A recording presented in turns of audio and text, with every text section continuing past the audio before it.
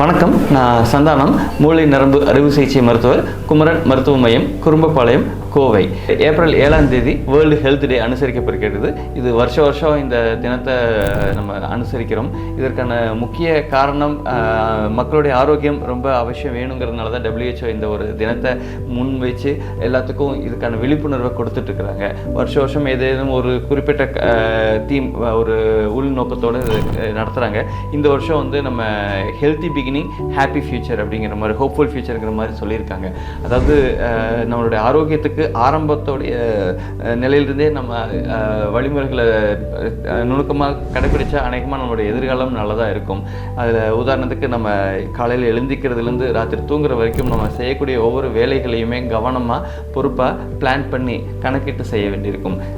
சீக்கிரமாக எந்திக்கிறது, நம்ம உணவு முறைகளில் ஆரோக்கியமாக பார்த்துக்கிறது, முடிஞ்ச வரைக்கும் பதப்படுத்தப்பட்ட ஆகாரங்களை தவிர்த்து நம்ம இயற்கையான உணவுகளை அதிகமாக எடுத்துக்கிறதுக்கு முயற்சி பண்ணுறது, போதுமான அளவுக்கு நீர் சத்து ஹைட்ரேஷன் எடுத்துக்கிறது, போதுமான அளவு உடல் அசைவுகள் ஆக்டிவிட்டீஸ், அதாவது தசைகளுக்கு போதுமான அசைவுகள் கொடுக்கறது, இந்த மாதிரியான வேலைகளை நம்ம கொஞ்சம் கவனம் காட்டலாம். அதை மீறி நம்ம பார்க்கக்கூடிய பிரச்சனை ஸ்ட்ரெஸ், அதாவது மன அழுத்தம். வேலை இடங்கள்லையோ இல்லை குடும்ப சூழ்நிலையிலையோ நம்மளுக்கு மன அழுத்தம் அதிகமாக ஏற்படக்கூடிய அமைப்பு தான் இருக்குது. காரணம், இப்போ இருக்கக்கூடிய வேகமான காம்படிட்டிவான உலகத்தில் ஸ்ட்ரெஸ்ஸு நம்மளை ரொம்ப சிரமப்படுத்துது. அதை எதிர்கொள்கிறதுக்கான வழிமுறைகளையும் நம்ம யோசிக்கலாம். பொதுவாக ஸ்ட்ரெஸ் வர்றதுக்கான பெரும்பான்மையான நேரமான காரணம் நம்மளுடைய பிளானிங், நம்மளுடைய முன்னோக்கு சரியில்லாமல் இருக்கும். நம்ம பிளான் நல்லா பண்ணால் அநேகமாக நம்மளால் ஸ்ட்ரெஸ் வராமல் பார்த்துக்க முடியும்.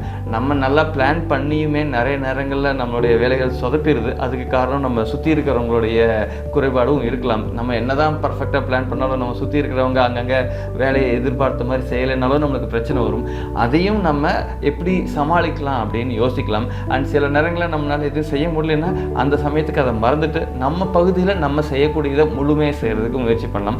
ஆனால் அதனால் நம்ம எதிர்பார்த்த விளைவுகள் ரிசல்ட் வரலைனாலும் அதுக்காக ரொம்ப மன உளைச்சலையோ வருத்தத்தையோ ஏற்படுத்தாமல் அதை சரி பண்ணுறதுக்கு இன்றைக்கி இல்லைனாலும் நாளைக்கு அவங்க மூலமாக செய்ய வேண்டிய வேலைகள் எப்படி சரி பண்ணணுங்கிறத கவனம் காட்டி செய்யலாம்.